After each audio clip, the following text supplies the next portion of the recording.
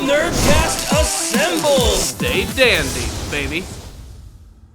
Luffy and Old Man Hyo get ready to enter the ring, and that's because Queen is going to battle them in a big epic sumo match in the latest episode of the One Piece anime series. Hello, my friends, get ready to set sail for another awesome adventure in One Piece. This was a pretty decent episode of the series, building up the fact that Luffy and Hyo are about to have their big opportunity to escape from the Udon prison. Not only that, but we get to see what's going on with some of the other side characters of the series, and we even get to see that Raizo reunites with an old friend. There's lots of things to love about this episode, but again, it's the One Piece anime series, and of course it is harmed a little bit by the pacing. Overall, though, I think that this was a pretty satisfying episode. The biggest story element definitely comes from the fact that Luffy and Hyo are trying to escape from the prison, and they are not going to be able to do this all that easily. Babanuki and his giant elephant gun are shooting cannonballs all over the place. Everybody's throwing rocks and swords at them, which he just manages to dodge at every last second before tumbling all the way back down into the quarry of the prison. This is where he's met by Babanuki and Daifugo and even Queen himself. Basically, Luffy and Hyo are completely screwed at this moment, and that's when Queen proposes something very special to them. They have two choices. They can go ahead and just join the crew. They really want to use Luffy to be in the next part of the Beast Pirates because he's incredibly powerful, and we also know that Luffy is not going to go for that at all. In no way would Luffy actually give up his crew as well as all of his comrades. So that pretty much leaves him with the final choice given by Queen, where essentially he's going to set up a massive sumo ring, and Luffy and Hyo are actually going to have to battle against countless opponents. The coolest thing about this big sumo match is that Luffy and Hyo are actually going to have their cuffs removed, and he's actually going to be able to use his Devil Fruit abilities. The trade-off, however, is that they're actually going to have to wear these collars, and while they're wearing them, if they're ever making their way out of the ring or they get a ring out during a big match, basically these things are going to outright decapitate them, which is really ghastly, I have to admit. I can't believe they were able to create these, like, decapitation things.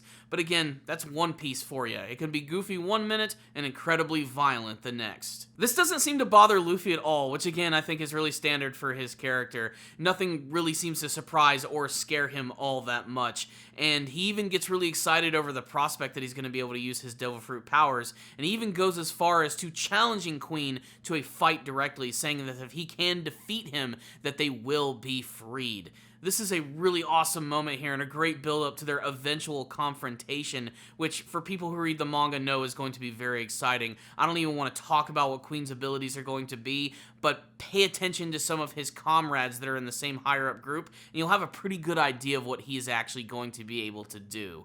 This is a really great way to end this episode too, but there's a lot more to this episode, most of which is actually devoted to Nami fan service, which for people who love her character probably aren't going to be all that disappointed by that. We get to see that both Nami, Robin, and even Shinobu are hanging out in this like open bathhouse, which apparently is co-ed. Everybody can be in there, male, female, what have you. Everybody can sort of mix and mingle, and it's mostly an excuse just to see Nami hanging out with her cleavage. Hell, the very first shot is literally just her boobs.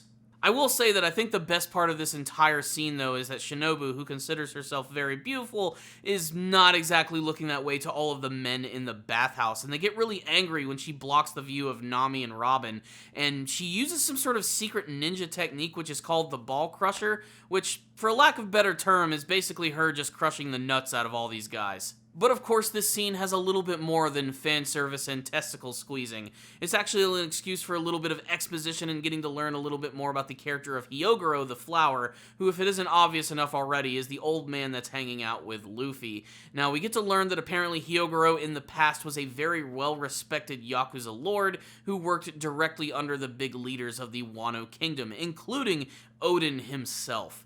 Now, what's really interesting here, and something that I think is kind of funny, and something that's used in a lot of other anime series, is that in the past, Hyogoro was massive. This dude was jacked as hell. Think Master Roshi when he used the Kamehameha wave for the very first time. This dude was giant, and now he's just a little old man. They chalk it up for the fact that he's malnourished, but I don't know what it is about anime in general, but they always make old people shrink into tiny versions of themselves.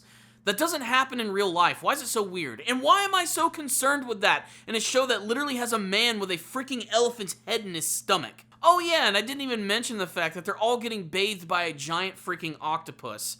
That's right, a bunch of anime girls and a giant octopus.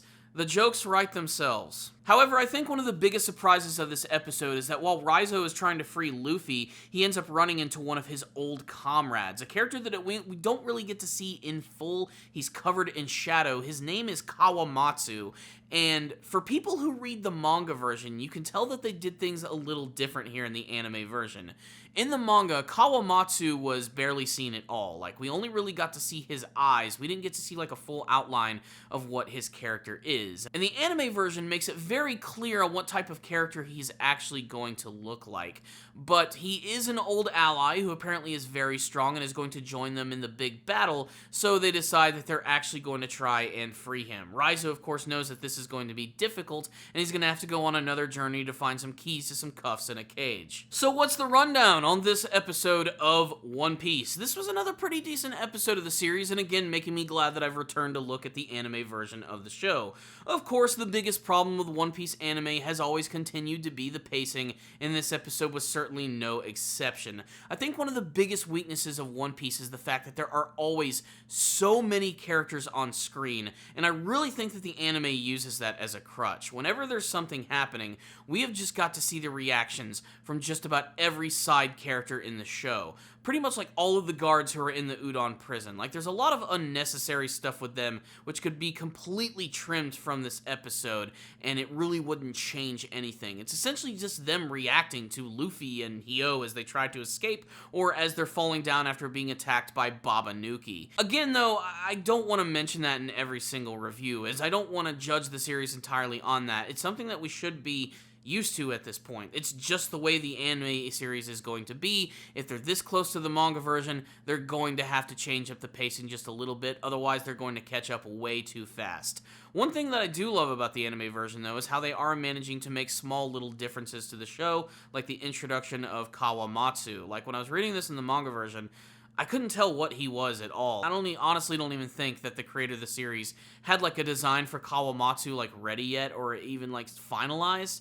Here you could tell that they definitely have it ready and they know what they're actually going to be doing with the character, hence why you could see the outline of his character a little bit more. Just listen to his laugh, it'll give you a pretty good idea of what he's gonna be. There's even a smaller scene taking place in Ebisu Town, which sort of acts as a segue before we move into more of the exposition of the series. So there actually were a lot of really good elements about this episode, but again, more of a retread of the last one of seeing Queen interact with Luffy and propose this big sumo match with him, which I think is going to be really freaking awesome. I can't wait to see how they're actually going to display Queen's abilities. I can honestly say, I don't want to spoil too much, but I absolutely love the higher-ups of Kaido's crew and the things that they're actually capable of. It's one of my favorite powers from the entire series, and you know what? Here's just a little preview. It might involve something similar to this on my shirt.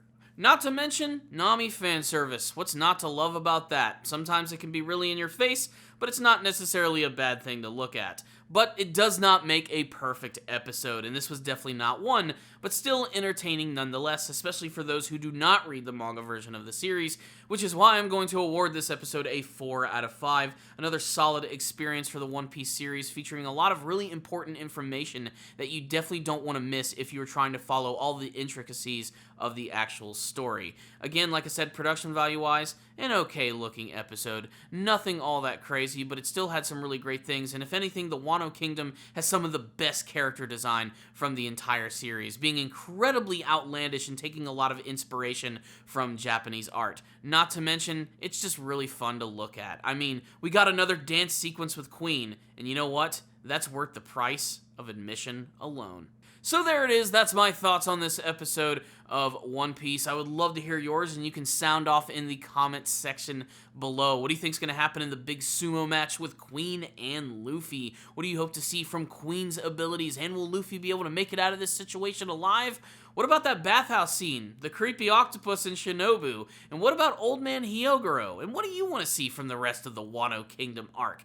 Make sure to tell me what your thoughts are and what you hope to see in the future in the comment section below. So thank you guys so much for watching this review. please subscribe to the channel for more videos just like this one. Make sure to use your devil fruit powers to hit that like button. It's super easy to do. If you guys are subscribed to the channel, make sure to hit that little bell notification icon. It's going to let you know when all of my videos are released. And of course, if you want to go that little extra mile to help support my channel, please check out my Patreon account in the description box below. If you guys make a small donation, I'll review an anime series of your choice. And it just so happens that my next Patreon review is going to be coming up within the next week, so make sure to stay tuned for that. Otherwise, I'll see you all next time, and as always, stay down there, baby.